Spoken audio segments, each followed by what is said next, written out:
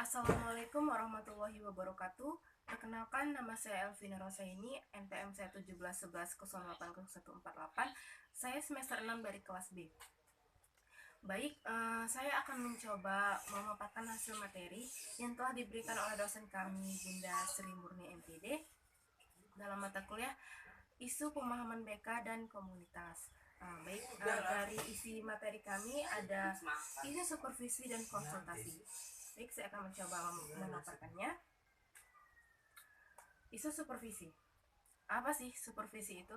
Supervisi adalah kegiatan yang ditunjukkan oleh memperbaiki dan meningkatkan proses dan prestasi peserta didik, atau bantuan yang diberikan kepada guru dan seluruh staf untuk mengembangkan situasi pembelajaran yang lebih baik. Nah, artinya peran dari supervisi ini adalah meningkatkan sekolah dan pembelajaran dari yang baik menjadi yang lebih baik lagi. Dari setiap sekolah juga kita tidak bisa selalu membayangkan yang selalu baik. Pasti di dalam organisasi sekolah tersebut ada kekurangan dan kelebihannya masing-masing. Nah, disinilah gunanya supervisi untuk mengetahui apa sih kurangnya dari sekolah itu dan bagaimana sih cara menangani agar proses pembelajaran yang ada di sekolah itu menjadi yang lebih baik lagi, gitu, seperti itu. Nah, di sini ada dua fungsi supervisi. Yang pertama adalah secara umum fungsi supervisi pendidikan adalah salah satu mekanisme untuk meningkatkan kemampuan profesional dalam upaya mewujudkan proses belajar peserta didik yang lebih baik melalui mengajar yang lebih baik pula.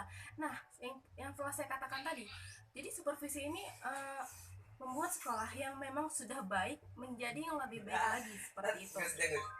Nah, yang kedua secara khususnya. Nah, secara khususnya ini berfungsi pula untuk mengkoordinasi semua usaha sekolah, memperluas pengalaman guru, mendorong usaha-usaha yang kreatif, memberikan penilaian secara menerus, dan memberikan pengetahuan secara keterampilan kepada guru. Nah, artinya guru-guru yang ada di sekolah harus mempunyai keterampilan dengan cara belajarnya harus tidak yang monoton, seperti itu.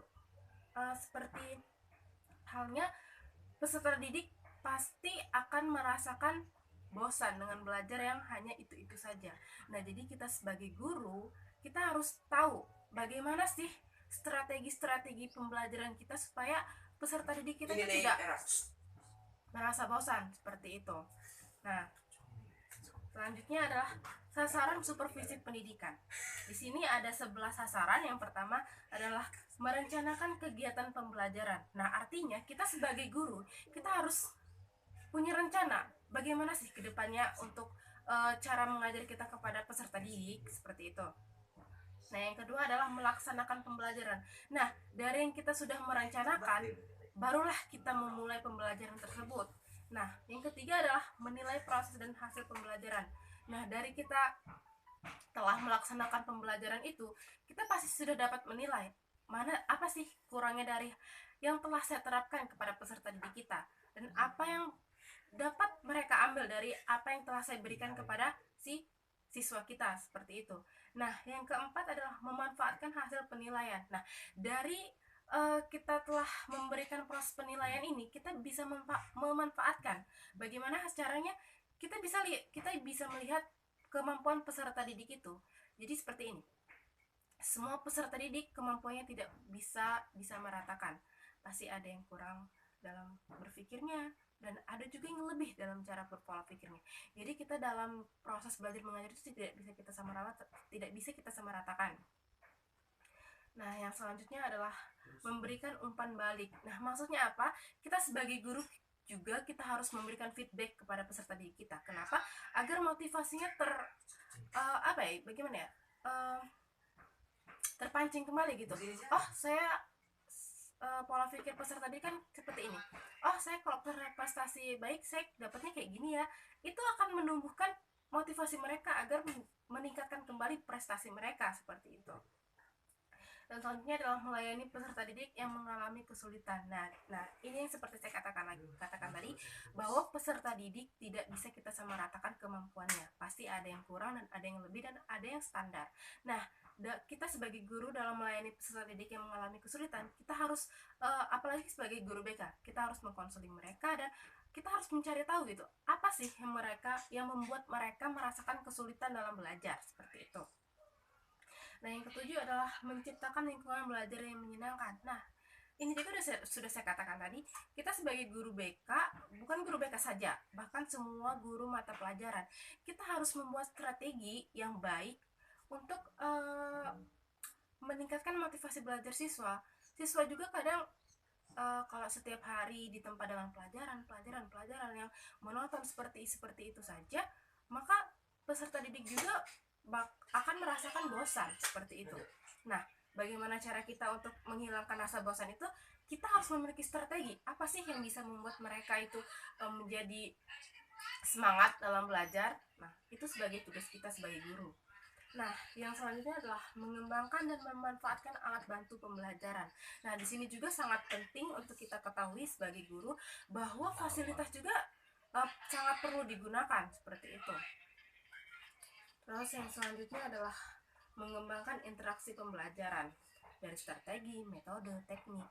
Nah, kita juga sebagai guru harus mempunyai wawasan yang lebih dengan dengan menggunakan strategi apa sih yang ingin kita gunakan dalam proses pembelajaran seperti itu. Terus kita ingin melakukan metode yang seperti apa, terus kita juga ingin melakukan teknik seperti apa agar si peserta didik juga merasa semangat kembali untuk proses belajar mengajar gitu, seperti itu. Terus yang terakhir adalah melakukan penelitian praktis untuk perbaikan belajar. Nah, di sini kita sebagai guru mengadakan evaluasi dari yang setelah kita lakukan dari 11 sasaran supervisi ini, kita melakukan evaluasi apa sih kurangnya dalam memberikan pelajaran kepada peserta didik seperti itu. Dan jika kita sudah mendapatkan evaluasi itu, barulah kita mendapatkan kesimpulan. Nah, baik, lanjut ke poin kedua, yaitu adalah konsultasi. Apa sih konsultasi itu? Nah, konsultasi ini pertukaran pikiran untuk mendapatkan kesimpulan, nasihat, saran, dan sebagainya. Nah, ini mungkin ini sasarannya lebih tepat kepada si guru BK. Guru BK ini menurut saya sangat penting ya, yang harus ada di sekolah seperti itu. Kenapa? Karena bukan hanya murid saja yang berkebutuhan kepada si guru BK, guru juga perlu konsultasi seperti itu. Misalnya, setiap guru mata pelajaran pasti ada saja masalah yang mereka dapatkan dalam proses pembelajaran. Nah, mereka dengan cara menemukan masalah tersebut, mereka bisa konsultasi kepada guru BK bagaimana apa yang harus ia lakukan kepada peserta didik yang mungkin bisa dikatakan membuat ricuh atau bagaimana ya, tidak melakukan pembelajaran itu secara baik seperti itu.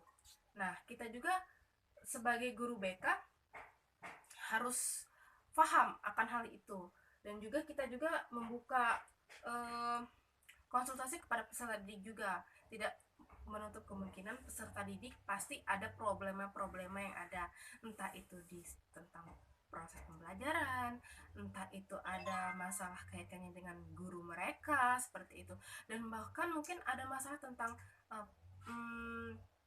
pertemanan dan mungkin permasalahan mereka terhadap keluarga seperti itu. Jadi kita sebagai guru BK tidak hanya untuk mengetahui akademiknya saja, tapi kita harus tahu latar belakang si peserta didik itu. Apakah dia mungkin dari latar belakang dari yang keluarga broken home. Nah, itu juga dapat mendampakkan buruk kepada prestasi dia sebenarnya. Ya, mungkin dari poin konsultasi itu saja yang dapat saya sampaikan. Kurang lebihnya saya mohon maaf kepada Allah Subhanahu. Baik, saya akhiri. Wassalamualaikum warahmatullahi wabarakatuh.